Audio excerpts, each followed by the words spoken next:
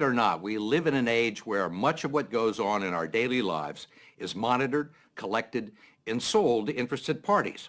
Our driving records, our medical history, our internet traffic, and most importantly, our credit information. A mistake on your credit report could cost you money. It can increase the interest you pay on your loans, prevent you from getting a mortgage or buying a car, landing a job, or getting a security clearance. It's not uncommon. A new government study to be released tomorrow indicates as many as 40 million Americans have a mistake on their credit report. 20 million have significant mistakes. And our own investigation of the credit reporting industry shows that those mistakes can be nearly impossible to get removed from your record. The story will continue in a moment. Consumer credit reporting is a $4 billion a year industry dominated by three large companies, Experian, TransUnion, and Equifax. They keep files on 200 million Americans and traffic in our financial reputations. They make their money gathering information from people we do business with and selling it to banks, merchants, insurance companies, and employers, and they use it to make judgments about our creditworthiness and reliability. But now the reliability of the industry is being questioned in an 8-year Federal Trade Commission study to be released tomorrow. John Leibowitz is the chairman. Here's what we found. Some pretty troubling information. 1 out of 5 Americans has an error on their credit report. And 1 out of 10 has an error on their credit report that might lower their credit score. I'm trying to think of another industry where a 20% error rate would be acceptable. That's a pretty high error rate. It's a pretty high error rate. I think the more we look at this and the more the American people know about this, the madder they're going to get. Ohio Attorney General Mike DeWine has opened his own investigation into the credit reporting industry, which for years has blamed mistakes on banks and merchants that provide them with bad information. But DeWine argues the fault lies with the industry for what he says are clear violations of the Fair Credit Reporting Act. Do these companies have a legal responsibility to make sure that the information is accurate? The federal law says that if you believe that there is a mistake, you can go to them and they have an obligation to do a reasonable investigation. They're not doing a reasonable investigation. They're not doing an investigation at all. Every day, DeWine's office fields calls from desperate constituents who can't get the credit reporting agencies to answer their questions or correct mistakes on their report, like paid bills listed as delinquent, closed accounts listed as open, and bad debts that belong to other people with similar names or social security numbers. The problem is not that they make mistakes, it's they won't fix the mistakes. It literally is like this, guy behind the curtain in The Wizard of Oz. You really don't know what he's doing. It really is a secret operation that is so hard to crack. 8 million people a year file disputes about their credit report, which usually requires a visit to the Experian, TransUnion, or Equifax websites. They're primarily designed to sell you premium products, not resolve a dispute, which is what I was trying to do. There's a toll-free number you can call, which is likely to connect you to someone on a faraway continent.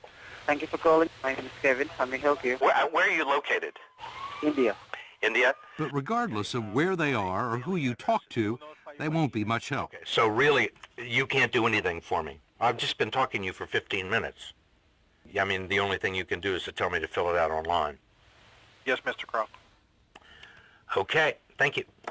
Besides the toll-free number, they also give you a post office box address where you can send a letter and documents supporting your claim.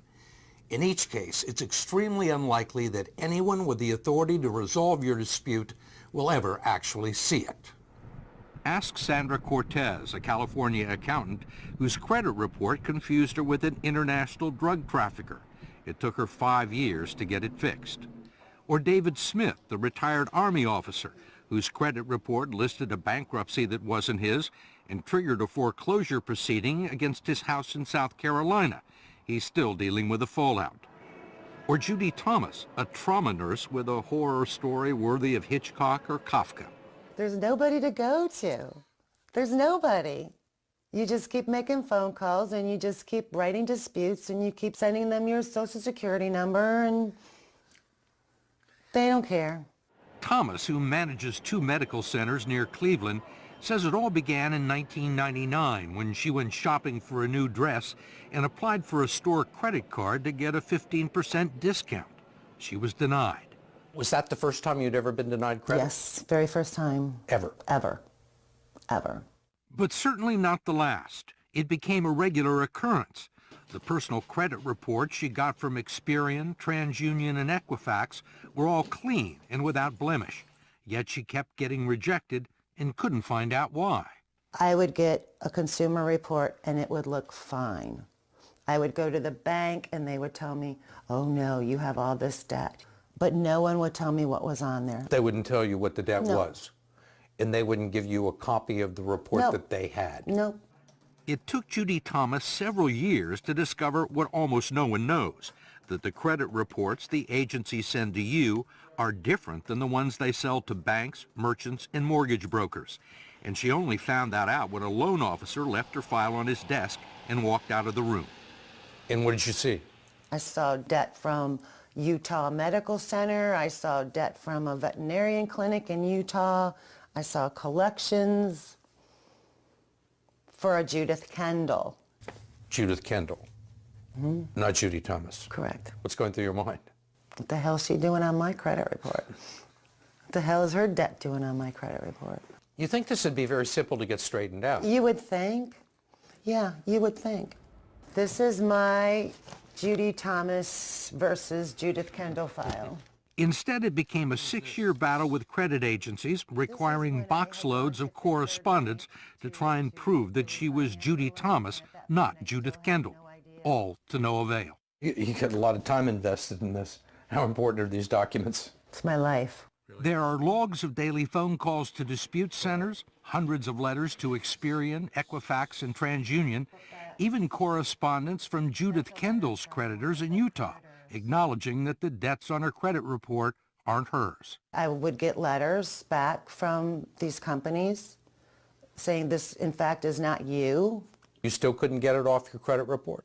No, I sent copies to the credit bureaus, and they would come back as mine, verified, verified. I also hired a local attorney to try and straighten it out. We had everything certified, that this is Judy Thomas, this is where I live. I've never gone by the name of Kendall. I've never even been to Utah, let alone owing a cable company in Utah. And what happened? Nothing. Nothing? Nothing. What kind of problems did this cause for you? I couldn't refinance. I couldn't take advantage of the interest rates. I couldn't get a car. I couldn't co-sign for my children's student loans. And I'd worked hard for my credit. And these people were taking it away from me. Finally, Judy Thomas took the only recourse available to her. She sued Equifax and TransUnion in federal court, and after a year-long battle, the credit reporting agency settled for an undisclosed sum and promised to clean up her file. Did you think it was going to take a federal lawsuit? Heck no, it just takes a human being going, wow, this isn't Judith Kendall, let me fix this. That's all they had to do. But as we discovered, that almost never happens. If you challenge a credit report and mail your information to a post office box in the United States, the dispute will likely be investigated in India or the Philippines or South America. We traveled 5,000 miles to the Chilean capital of Santiago, where we tracked down 3 former Experian employees.